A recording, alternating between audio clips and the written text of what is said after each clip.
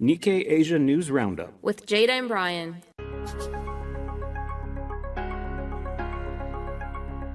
Welcome to the Nikkei Asia News Roundup with your hosts Jada and Brian, bringing you the latest updates and insights on the dynamic world of Asia and more.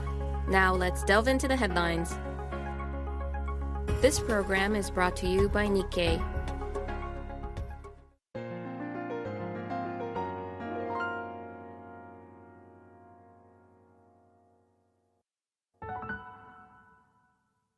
As relations with Pakistan sour, Afghanistan has banned medicines from the neighboring country and is turning to domestic production and new supply agreements with countries including China, India, Iran, and Malaysia, the regime's health ministry recently told Nikkei Asia. Malaysian coffee chain Zeus Coffee plans to more than triple its stores in Thailand this year, accelerating its push for regional expansion beyond its home market. China's auto market wiped out roughly $68 billion in industry-wide revenue over the past 3 years, as car makers and dealers have borne enormous costs stemming from price cuts, according to a research report by a member of the China Automobile Dealers Association.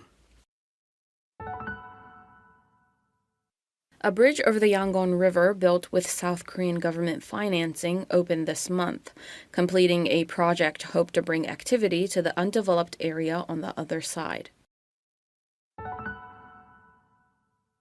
Japanese logistics companies are hiring more foreign truck drivers to alleviate a severe shortage, assuaging concerns about safety and pushing the country closer to having 20,000 foreign drivers navigate its roads.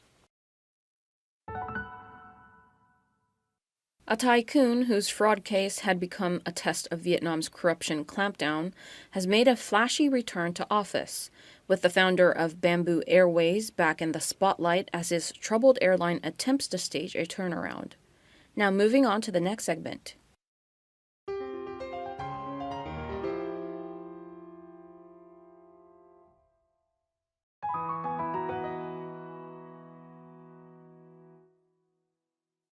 Thailand looks to host Southeast Asia's first Disney park to boost tourism.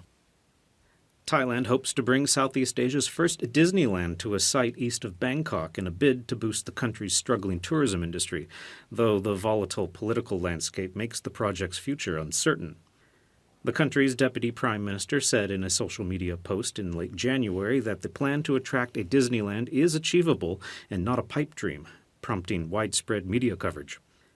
The proposal also includes the construction of a concert hall and a stadium with a capacity of about 80,000 people, with a goal of fostering related industries like music and sports.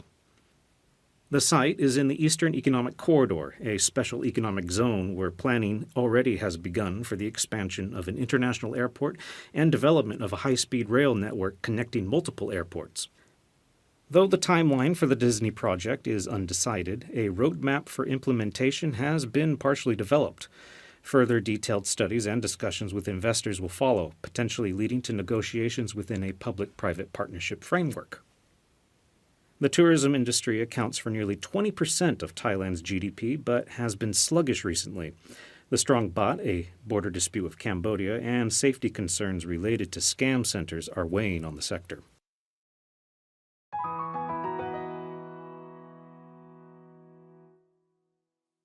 Japan tourism divide on display in Kanazawa Calm, Kyoto crowds. In winter morning sunlight, Billy Marker wandered through the vast, peaceful grounds of one of Japan's most famous gardens, with more trees than people for company, marveling at its natural beauty as fine gravel crunched under his feet. "I really like the calmness and how chill it is. I just love the vibe," said the 30-year-old from France, visiting the centuries-old Kendokuen complex, which is as big as 16 soccer fields. The complex is located in Kanazawa, a city often dubbed Little Kyoto that sits on the west coast of Ishikawa Prefecture, a little more than 2.5 hours from Tokyo by Shinkansen bullet train.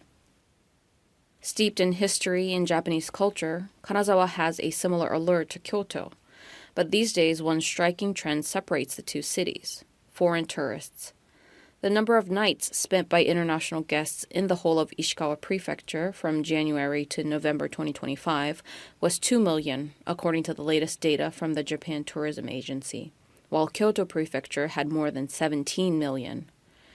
The disparity between the two cities shines a light on overtourism in leading destinations in Japan, a problem shared by many of the world's most heavily touristed countries, like France and Spain.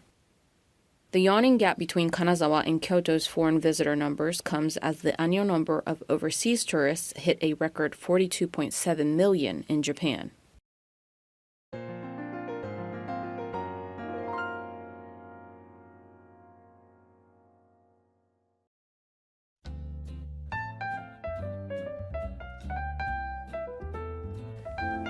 And now for news highlights. In this episode, Jada and I have a discussion about a recent article that has particularly captured our attention. And today we'd like to talk about coffee, and especially Indonesian coffee.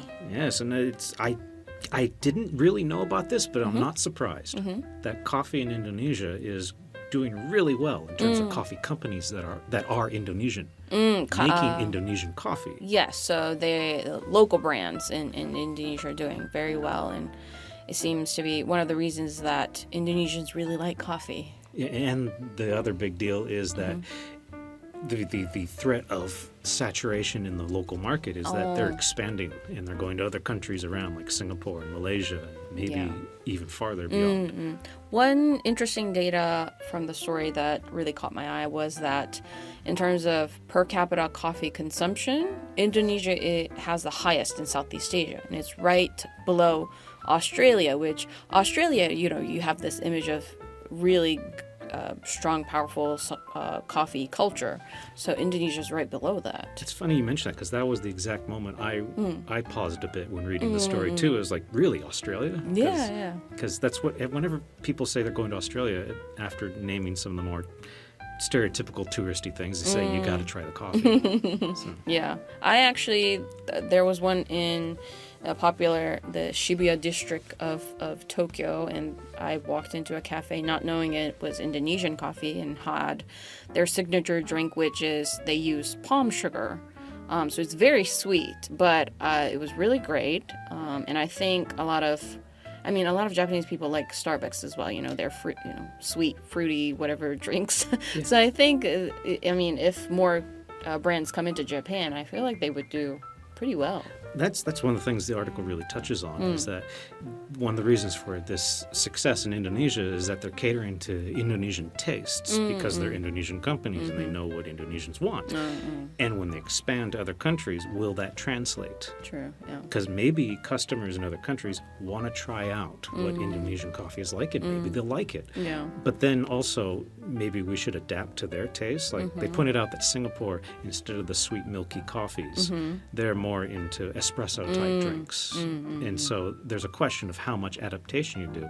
And then my question is, well, I'm assuming a lot of coffee places in Singapore have already locked in the espresso based market. So it's a delicate balance. So in Indonesia, it seems like a lot of younger people are, drinking these coffees, and that's sort of part of the reason why brands, which some of them mentioned in the story is Kinnigan Coffee, Tomorrow Coffee, Tanamera Coffee is doing well. But the story points out that the domestic market is still very small.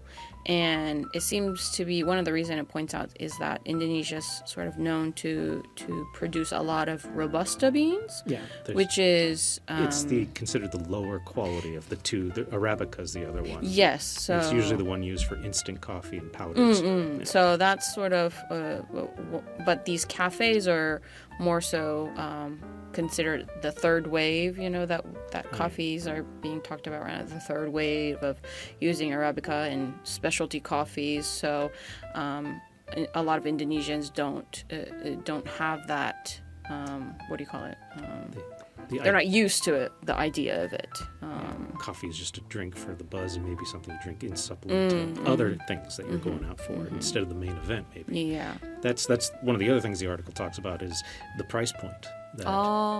Yes, Starbucks is nice, but Starbucks is kind of expensive, and it's more of a fewer occasions. And they want to maybe build up a customer base where this is more of a daily routine. But it's not just getting your coffee. You're actually going there for the coffee, for the experience. So it's that middle road that they're trying to tackle, it seems. Yeah, so the market value is still lower compared to like Thailand and Vietnam. And also the story points out that in Indonesia, it's more so been a grab-and-go model for a lot of the cafes, while in other parts like Singapore, it's, sit down and enjoy, the vibe and the store itself. So those are things that these Indonesian coffee brands or cafes need to think about if they're, expanding into Southeast Asia and other countries. And also in the expansion, a lot of these places are located in shopping malls and other districts. And a lot of their success is also that they're near offices or business parks. And so they're picking up the business from people around there on their lunch breaks or coffee breaks, of course. And the expansion into other more dedicated shops. And one of them is expanding the product line, not just coffee. What if you don't like coffee, but your friends like coffee? Get some tea, get some soft drinks. And one of them's even talking about going into donuts. Okay.